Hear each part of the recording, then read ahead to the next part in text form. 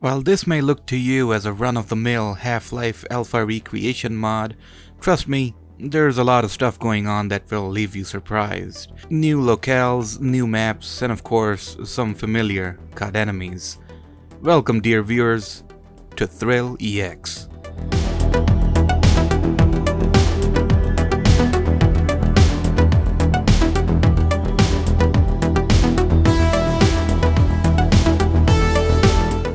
A few videos ago, I covered a mod called Triphammer. Triphammer's idea was simple.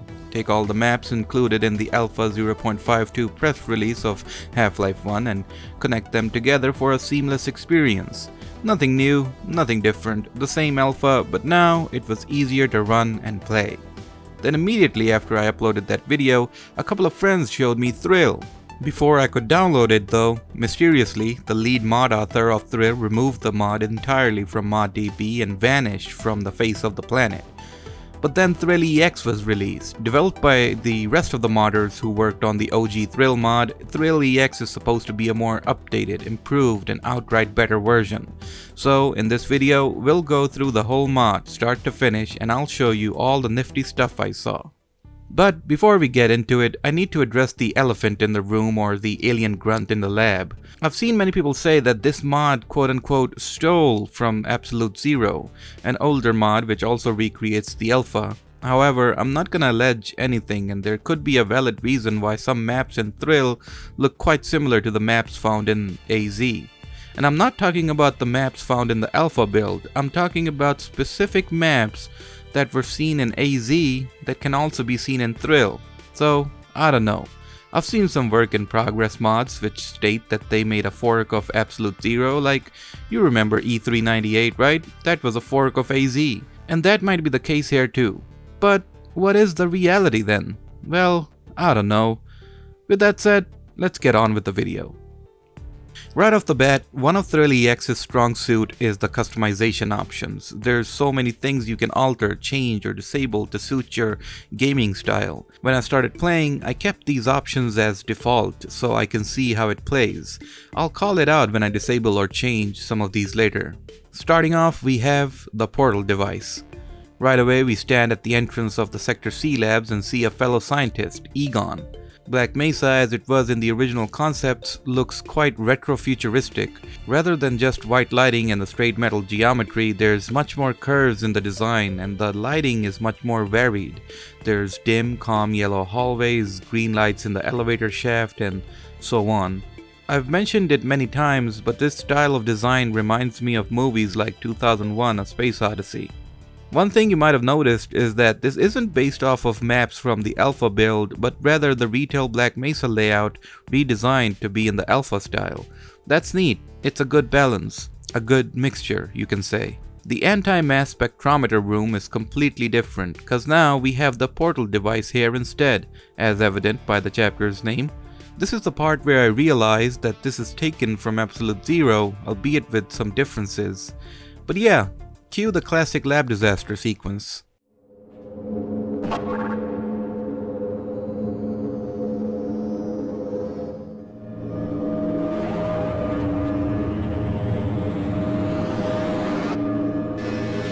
Get him out of there. Shut down the equipment and someone get him out. Shutting down. Attempting shutdown. It's not shutting down. Unforeseen consequences. Like the retail game, we now have to run back to the main lobby and proceed from there. Now what this mod does is quite interesting. The beginning, the start of these chapters feel very reminiscent of Absolute Zero, though I would consider these versions a slightly upgraded ones. But then later on, you'll see that the game is not half-baked or like a demo. This is quite literally a full experience, spanning all sorts of locations, which include reworked retail maps to look like the alpha, or just the alpha maps which have been slightly updated. Like it's a full proper Half-Life game from start to finish. I'll never get over this walking animation of the zombies, it's so stupid looking. I love it. Now, one of the options I disabled was the head crab damage, because for some reason in the alpha, the head crabs could literally one-shot you if you weren't too careful. I also turned off weapon holstering and the ladder climbing style. Holstering made switching weapons way too slow, and I had to change the ladder climbing style. Well, yeah, this ain't gonna cut it, Chief. The starting section of this maintenance area feels puzzling, as there are multiple spots and places you can go to. It's all twisty and dead ends. It took me a few minutes to figure it out and get to the large elevator. Throughout the video, you'll see some areas that are recreations or mixtures of pre-release sections and some areas from retail Half-Life. Here I was trying to figure out how to use these anti-radiation things. I kept collecting them, but later I got radiation poisoning and it kept damaging me. I had no clue how to use the medicine for it. Same for the antitoxin medicine we also get later on. And this is interesting because both of these items were supposed to be in the game early on, but then they were cut. You can still see the models for them in the retail games files. I remember this bit from the pre-release screenshots, and I'm not gonna lie, I didn't like this whole part in AZ, and I don't like it in Thrill EX either. Aesthetically, it's fantastic though. Like from the warm and chill labs, we're now deep in this dark and dirty underground area with rusted metal walls, huge cargo halls, and just straight up evil rooms. But the pacing of it all just feels so strange to me, and the layout doesn't make sense either. Also, we get to see one of the first cut enemies here, the Panther Eye. He pounces on this poor bastard and he falls into the void.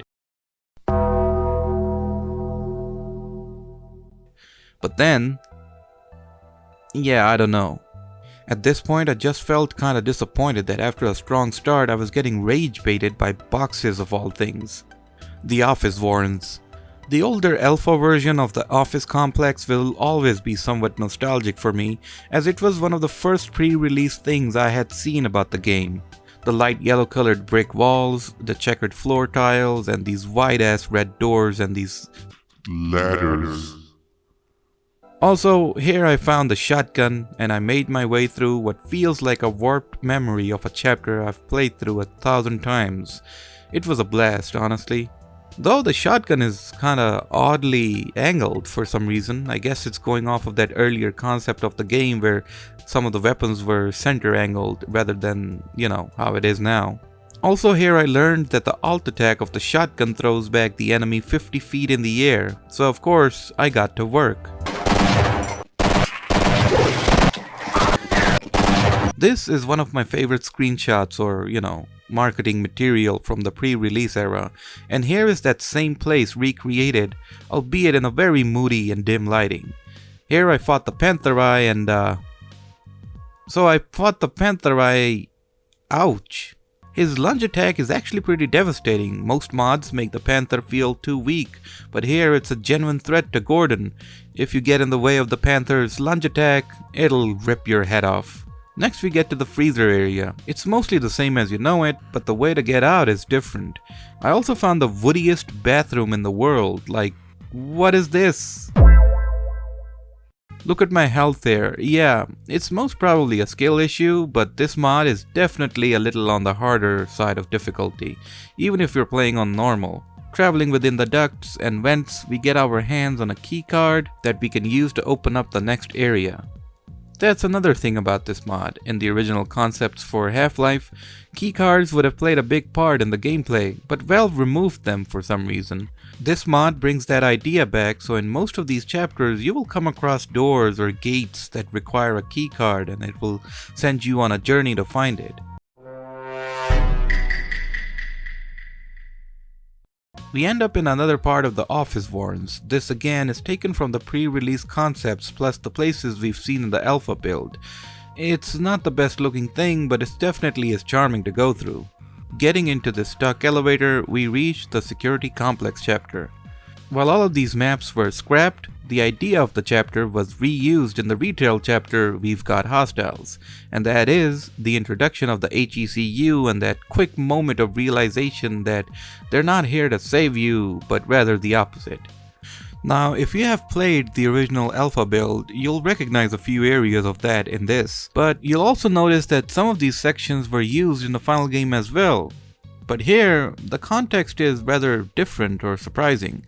Here, it showcases a lot of primitive map design compared to the more sophisticated design of the final game. Like the long straight corridors that feel rather claustrophobic, the texture work is akin to the dirty industrial theme I mentioned earlier, and the chapter itself takes place in what looks like a gigantic warehouse. And finally, most importantly, it is fun to play. So after moving a bunch of levers on this machine, I got mauled by a panther eye again. Fun times.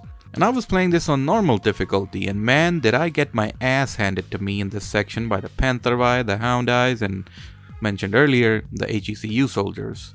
Anyway, there's two different paths you can take from the start of the chapter. One of them is the silo door, which is locked, and the other is the path to unlock the silo door. This takes us on a wild adventure, and we get to see some classic alpha locations like the flooded warehouse and this place where you can see outside. I really have a lot of nostalgia for some of these places because one of my more famous videos was about the alpha, and these were the places I shot my B-roll in for that video. Seeing them again in this mod was awesome and of course nostalgic. After unlocking the silo door, you now have to go into a vent and jump into this machine. This is the same machine whose levers we were messing with earlier.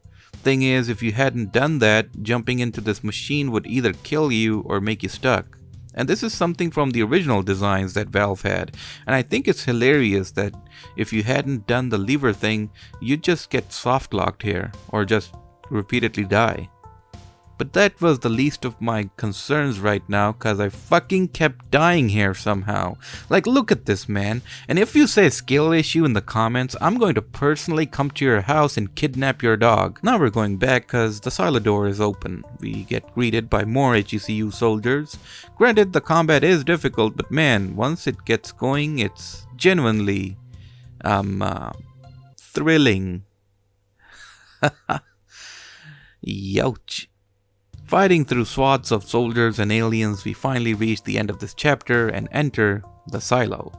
Now, up till this point, we've been seeing the original alpha maps that were probably inspired or taken from Absolute Zero that got remastered, and some original mapping. At this point, the original map ends. So yeah, this is where the original warehouse map ended, but from here on, the party starts proper. Screams and Whispers is an original creation by the mod authors and is basically a reimagining of the Blast Pit chapter. Man, I just really like this whole Silent Hill ass place along with the pools of radiation that can kill you, plus the cute little chum toads that made frog sounds. Now here, either I was supposed to press a key to use the anti-radiation medicine, or the game would do that for me and I didn't have any on me. I was really confused because this sign didn't go away and Gordon made the strangest cuffing sounds. Hazardous radiation levels detected. Vital signs are dropping.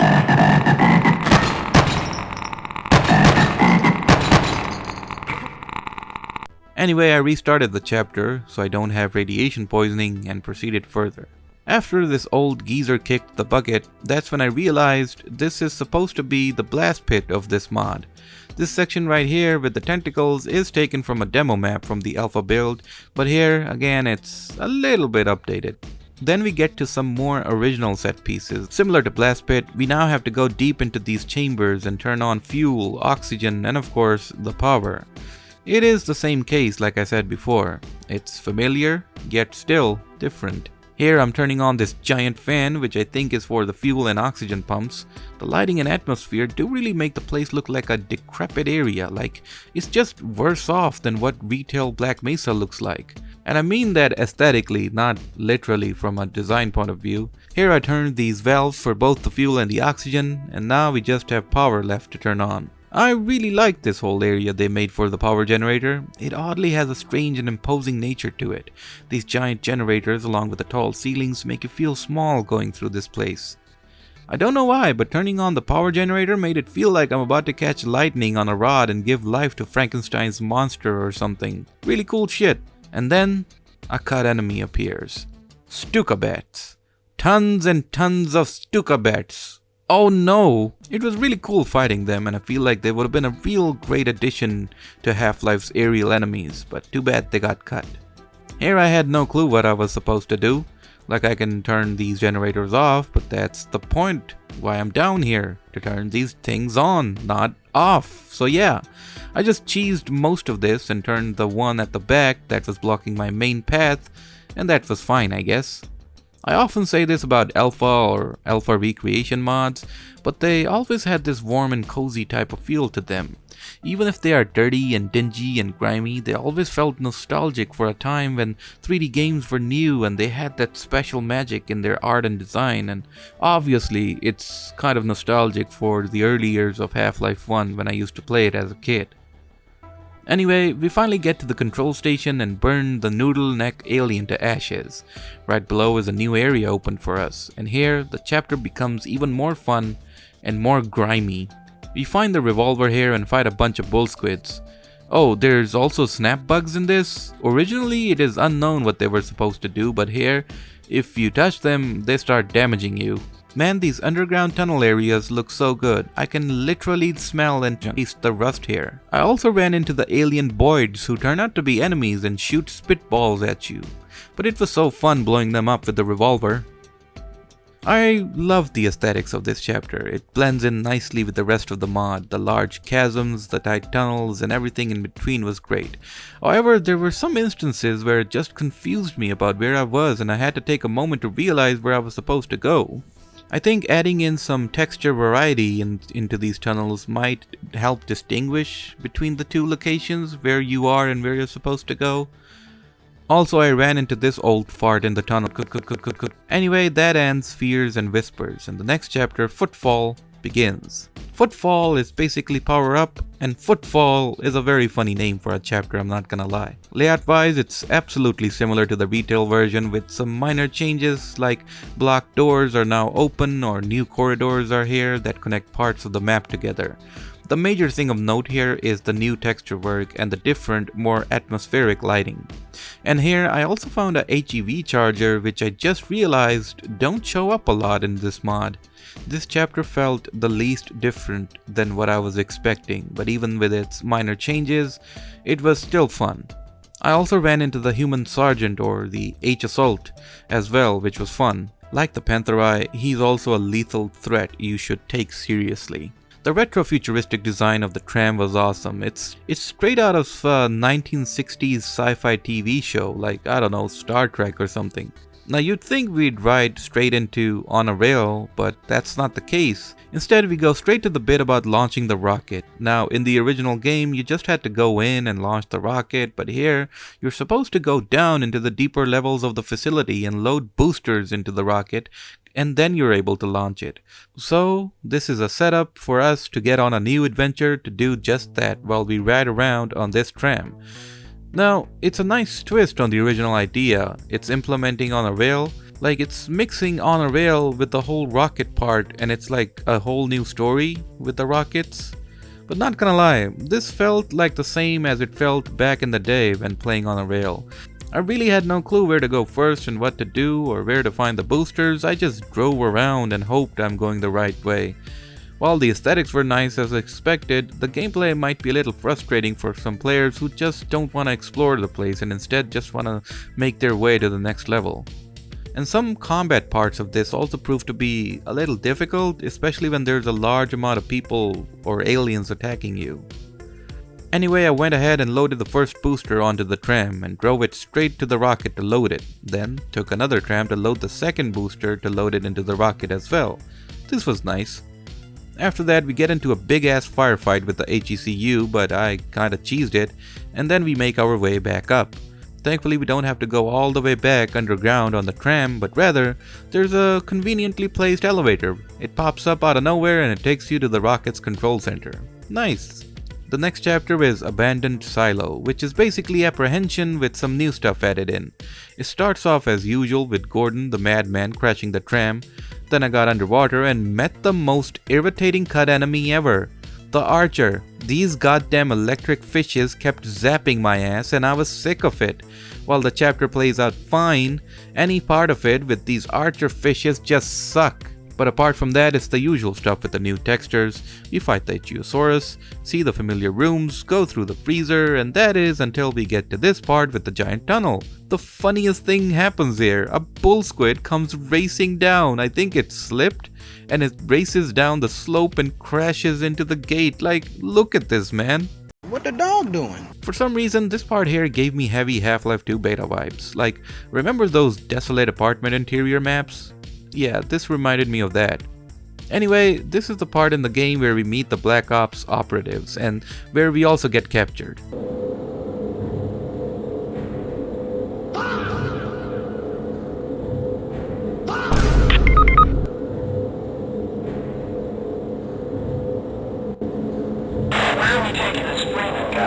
Outside for questioning. L4, we got him. Let's kill him now.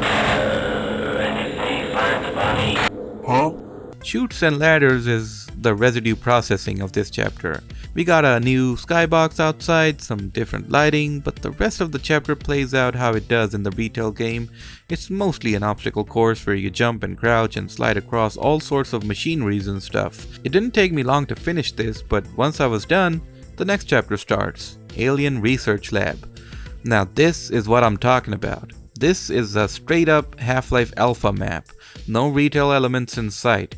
This chapter was the precursor to questionable ethics, however, the visuals are completely different between the two. This map also showed up in the mod Triphammer as well, and like that, this rendition of it is also confusing, to be honest. While I love the aesthetics so much, I just can't find this chapter to be fun at all. Mainly because a lot of the corridors and rooms it has, they're all so familiar to each other. It's very samey looking, and that confused me. In Triphammer, we were supposed to get 2 scientists to follow us to open a door. Here we have to find 1 scientist instead. There's the heavy presence of the HECU soldiers here, so that makes things fun. But then there's alien grunts too, another human sergeant, and... Oh no. Is that who I think it is? Oh god, no. It's Mr. Friendly. If you aren't aware or need a refresher, Mr. Friendly is a cut enemy from Half-Life who had many functions. It would eat dead corpses, it would move on its hooves and uneven legs, and when coming across Gordon, well, Mr. Friendly would knock the weapons off of his hands, knock his glasses off, grab a hold of Gordon and, caboodle him. Yeah, straight up cracked Gordon's scientific fine shit. That was his function. Fucking hell, I can't believe I'm explaining this thing again. Now the thing is, the scientist is locked behind a door, and the key card to that door is behind Mr. Friendly. Thankfully, Mr. Friendly here works differently from its intended design. It shoots projectiles from afar and melee attacks up close. No caboodling, thankfully. After getting the 2 scientists and escaping certain alien caboodling, I now had to lead the 2 geezers to the big gate at the beginning so they can open it. But my god, the pathfinding for these 2 made me want to stick my penar in an industrial strength meat slicer, cause they just don't follow sometimes or get stuck, and when they did follow, they were just so slow. Anyway, we just have to lead one of them to the big gate, and now it opens up the second part of the Alien Research Lab. It's not too far off from the alpha maps, just that it's been refined with some different lighting and new combat set pieces. We fight a bunch of HECU soldiers and alien grunts again, and finally make our way out of this place. Originally, this is where the map would end, right here. But in Thrill, it's been connected to the next section, obviously. This is supposed to be this mod's surface tension. This starting area is much more open in nature, with multiple buildings that you can go into. And man, this section was truly a test of my combat abilities, cause goddamn, there's so many soldiers here. Thankfully, the mod gives you a lot of resources, you know, health and ammo, so it's more of a challenge than anything else. Once you get into the flow of it, it really turns into this cat and mouse type of thing where the HECU will rush you at all costs and you have to go building to building, taking cover and firing back at the soldiers. It's really intense and fun stuff.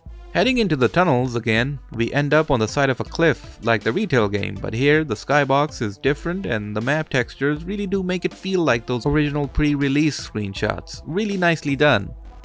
We also get into a fight with the chopper as expected. It was nice to see the older version of the RPG launcher. This next bit is something I don't really like, honestly. It was confusing and it was kind of irritating. There's multiple choppers on your ass, the layout is confusing, and these goddamn snap bugs keep biting my ass and they bit me. I got frozen for a few seconds. It sucks! We're supposed to open this locked grate and get to the next area. This is basically that one part in the desert with the tentacles. It's just that, but, reworked. There's also a scene where they just shell the shit out of us too. But the next part, oh boy, that was something. This is like a precursor to the retail chapter Forget About Freeman. It's the point where the HECU realized they can't win this battle with the Xenians. So when I got here, there were way too many soldiers, and even those sergeant gunners too. I had no clue how would I be able to take them all on, but then, oh goddamn, I love this revelation so much. In this warehouse, they have a captive kingpin. Now, similar to Mr. Friendly, the Kingpin is also a cut enemy. Its body was mainly just a brain with chitinous legs and a worm-like tail. It would use psionic attacks to damage enemies from afar. Now, the HECU had somehow captured one of them and I was about to set it loose on them. What followed was absolute carnage. Using its psionic abilities, the Kingpin picked up and threw back soldiers 50 feet.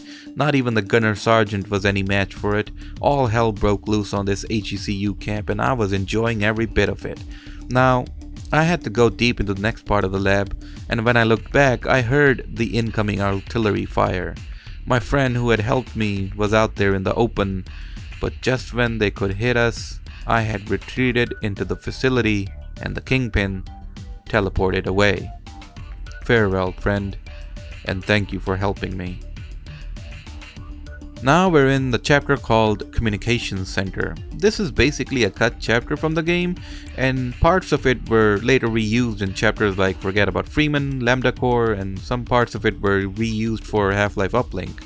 And of course, there's that multiplayer map. This whole section and many follow are all based on the maps found in the 0.52 alpha build. Again, like the others, it's been reworked and improved. Starting off, we get into a firefight with the alien grunts and the warts. We have to delve deep into the comm center and release the lock to open the gate to the reactor lab. Did you get all that? This starts off our adventure through these comms facility. There's both aliens and HECU soldiers swarming the place. There was this giant place with a chopper in the middle and a bunch of Stuka bats surrounding the place. While the bats aren't as aggressive as the pantherite, they still can be deadly if they are in swarms. But yeah, pretty much the whole roster of enemies show up here, and it all becomes a tense situation.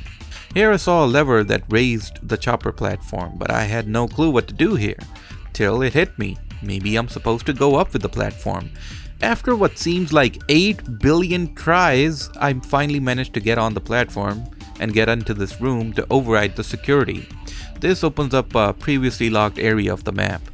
The aesthetics of this chapter are really nice. It's like those old science labs or research facilities you'd see in photos from the 50s and 60s, or at least shows and TV dramas and movies that show that time period. It's really retro and old school stuff.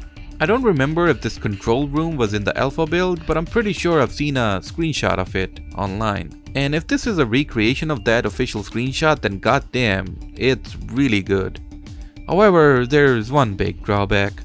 In these maps, we were supposed to come across a female scientist who would help us first, but then would later become a traitor and sick the HECU on us. I really wish the mod added back that female scientist character. I think she had a big and massive role to play. I think she could have had a heavy impact in the game. You could say that she would have had a... fuck it, she had big tits, alright? So these two bozos ask us to go to the satellite and turn it on because we have a HEV suit on and that place is a radiation hazard. The guard was somehow following me, so I took him along for the ride, and that champ took the heavy dosage of radiation like a champ. Seriously, even without a HEV suit. This part here is basically what we do in Half-Life Uplink, aligning the satellite to the correct signal and getting the hell out of there. With that done, we were now able to get into the reactor lab. But, on my way back, I was struck with another tragedy. My friend couldn't hold back the radiation hazard. I was devastated, heartbroken, and when I got back up, I realized the HECU was preparing an ambush for me. But what they didn't know was that I was coming up, and hell was coming with me.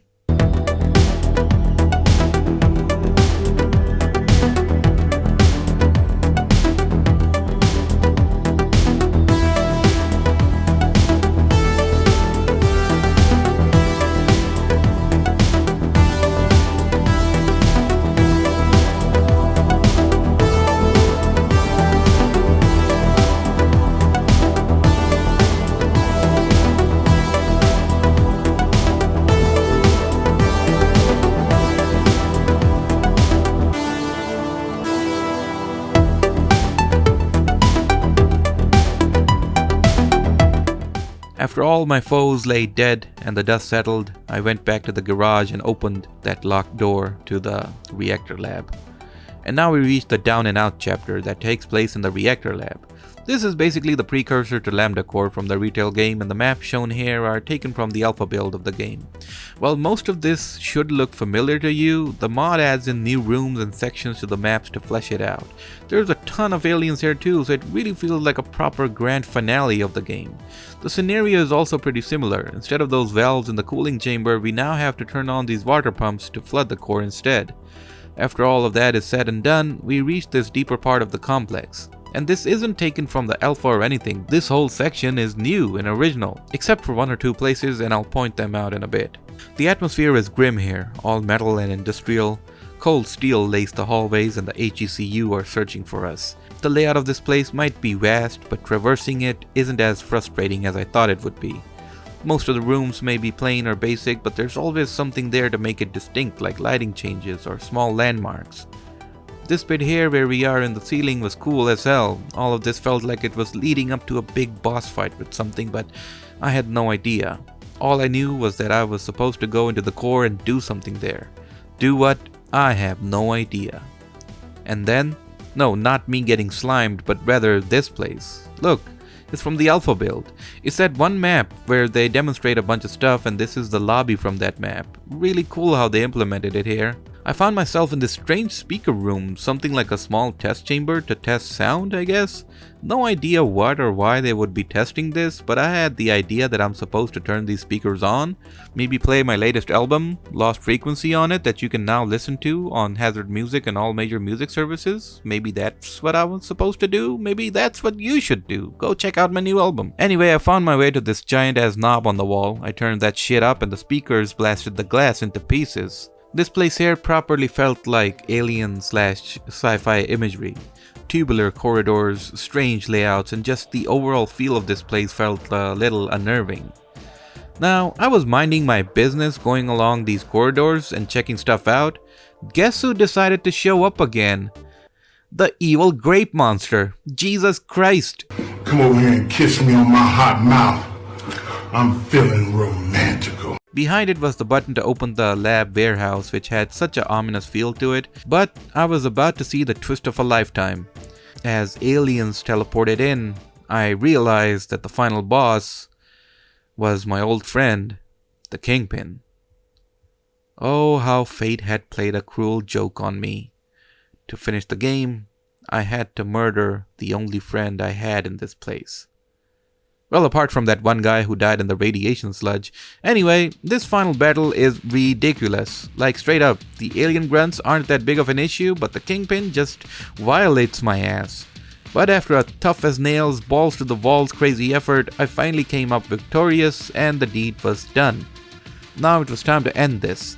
I made my way down to the reactor and yet again saw another section taken from the alpha build of the game. This little lab area, it's pretty charming. With just a meager panther eye stopping me, it was no problem. I shot his ass so hard he'd no-clipped through the wall. Here I was supposed to overload this machine. I'm guessing this leads to the core or is connected to the core. I broke off these safety things, launched the machine at full capacity, and that broke everything, shutting the alien threat down for good. A strange door opened, leading to an even stranger room with a machine. This reminded me a lot of Prospero, by the way. I stepped into the machine, and what happened next is unknown. And that is Thrilly X. Man, what a mod. The Really X falls in line with mods like Absolute Zero from before and Trip Hammer from recent times. There have been attempts apart from these to do exactly what Thrilly X has done, and I'm glad Thrill was able to do it in full. The Half-Life Alpha or the 0.52 Alpha isn't as deep content-wise as the beta of Half-Life 2, so it leaves a lot to the imagination. However, Thrilly X was able to merge retail maps, alpha maps, original maps together gracefully, while including cut enemies, items, and gameplay mechanics. All of it comes together to form this experience that will be a blast for any fan of the content like this. Granted, there are some issues I have with the mod. There are encounters with aliens or HECU that feel a tiny bit too difficult because there was a lack of resources beforehand. And some maps in this mod just feel like as if they were in the original alpha build. Well, a lot of them are relit and polished a certain degree, but I do wish the mod would add some props like machineries, furniture, computers, equipment, stuff like that into those empty halls and rooms, and that would really improve the whole aesthetic of it. And of course, there are some parts of the original maps whose layout is a bit iffy at best. The dev team has actively been working on fixes and updates for the mod, and I really do hope they continue on this pace and keep updating the maps and fine-tuning the tiny nooks and crannies that feel a little undercooked. Overall, a highly recommended mod and a must-play for any Half-Life fan. And yeah, that's pretty much it for this one. Thank you so much for watching, and a big thanks and shout out goes to these beautiful benefactors. Thanks again, and I'll see you in the next one.